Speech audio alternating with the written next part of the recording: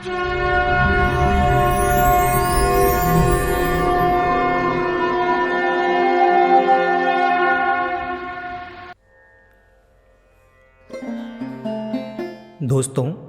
आज हम सुनेंगे सिंहासन बत्तीसी की 22वीं कथा, जो कि 22वीं पुतली अनुरोधवती द्वारा सुनाई गई थी। आइए सुनते हैं आज की कथा। राजा विक्रमादित्य अद्भुत गुणग्राही थे। वे सच्चे कलाकारों का बहुत अधिक सम्मान करते थे और स्पष्ट वादिता पसंद करते थे। उनके दरबार में योग्यता का सम्मान किया जाता था। चापलूसी जैसे दुर्गुण की उनके यहां कोई कदर नहीं थी। यही सुनकर एक दिन एक युवक उनसे मिलने उनके द्वार तक आ पहुंचा। दरबार में महफिल सजी हुई थी और संगीत का दौर चल रहा था। वो युवक द्वार पर राजा की अनुमति का इंतजार करने लगा। वो युवक बहुत ही गुणी था। बहुत सारे शास्त्रों का ज्ञाता था। कई राज्यों में नौकरी कर चुका था। स्पष्ट वक्ता होने के कारण उसके आश्रयदाताओं को वो भ्रष्ट नजर आया, अतः हर जगह उसे नौकरी से निकाल दिया गया।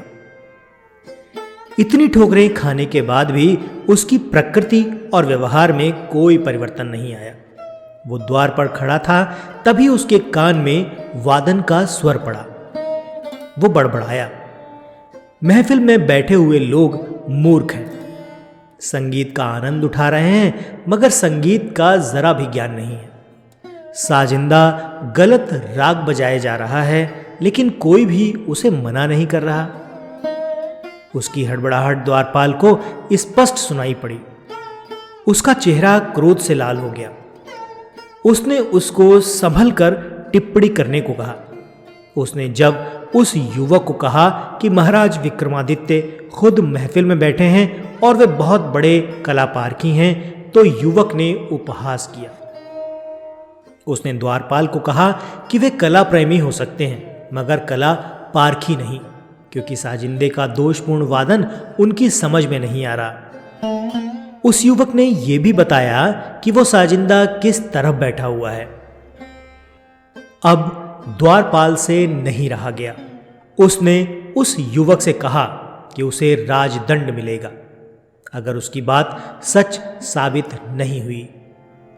उस युवक ने उसे सच्चाई का पता लगाने के लिए कहा और बड़े ही आत्मविश्वास से कहा कि वो हर दंड भुगतने को तैयार है। अगर ये बात सच नहीं साबित हुई तो वो कोई भी सजा का पात्र है। द्वारपाल अंदर गया और राजा के कानों तक ये बात पहुंची। विक्रम ने तुरंत आदेश दिया कि वो युवक महफिल में पेश किया जाए।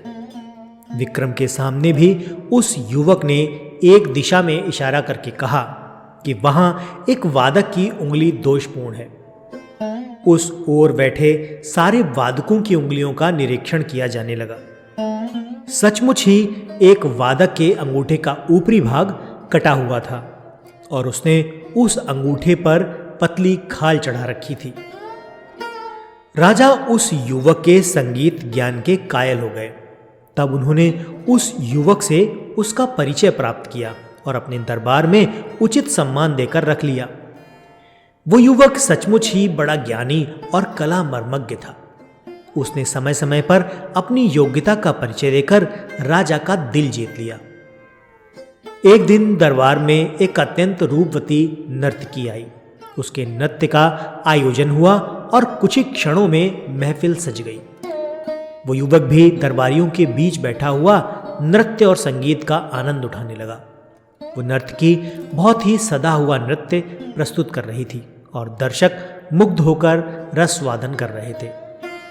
तभी न जाने कहां से एक भंवरा आकर उसके वक्ष पर बैठ गया।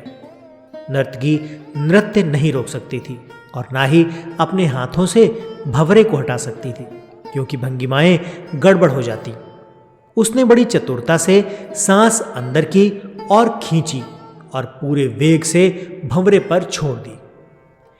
अनायास ही निकले सांस के झोंके से भंवरा डरकर उड़ गया। क्षण भर की इस घटना को कोई भी न ताड़ सका, मगर उस युवक की आंखों ने सब कुछ देख लिया। वो वाह वाह करते उठा और अपने गले की मोतियों की माला उस नर्तकी के गले में डाल दी। सारे दरबारी स्तब्ध रह गए। अनुशासनहीनता की पराकाष्ठा हो गई। राजा की उपस्थिति में दरबार में किसी और के द्वारा कोई पुरस्कार दिया जाना राजा का सबसे बड़ा अपमान माना जाता है। विक्रम को भी ये पसंद नहीं आया और उन्होंने उस युवक को इस धृष्टता के लिए कोई ठोस कारण देने को कहा। तब युवक ने राजा को भंवरे वाली सारी घटना बता दी।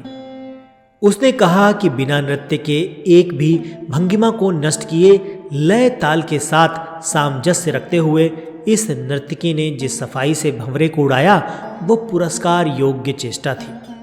उसे छोड़कर किसी और का ध्यान गया ही नहीं तो पुरस्कार कैसे मिलता।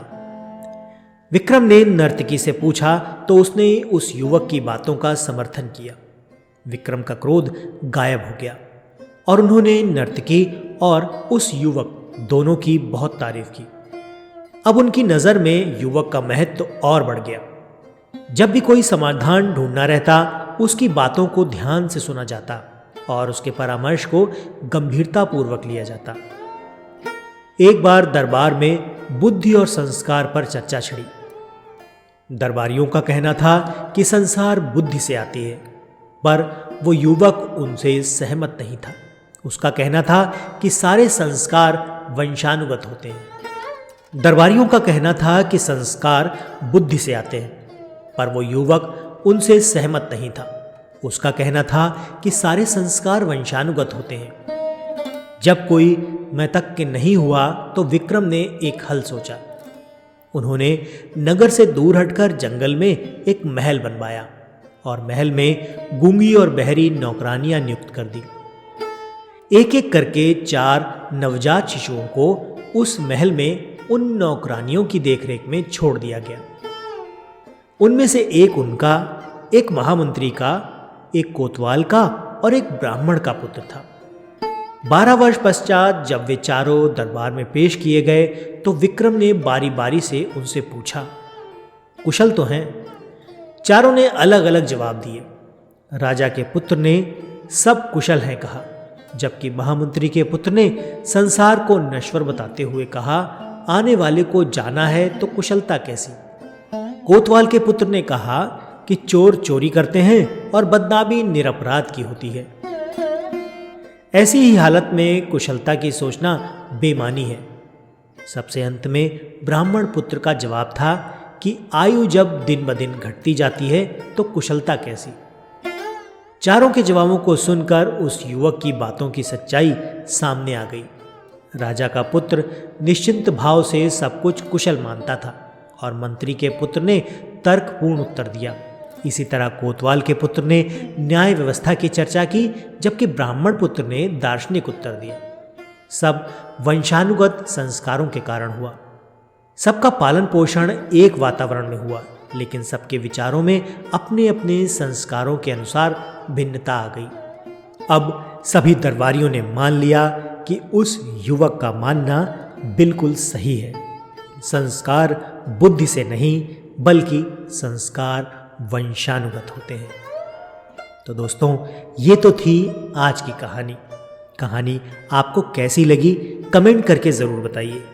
वीडियो अगर आपको पसंद आया है तो चैनल को सब्सक्राइब कर दीजिएगा और साथ ही बेल आइकन को ज़रूर प्रेस कर दीजिएगा। आज के वीडियो में फ़िलहाल इतना ही। मिलते हैं अगले वीडियो में ऐसी ही किसी रोचक कहानी या फिर लोक कथा के साथ। तब तक के लिए आपका धन्यवाद।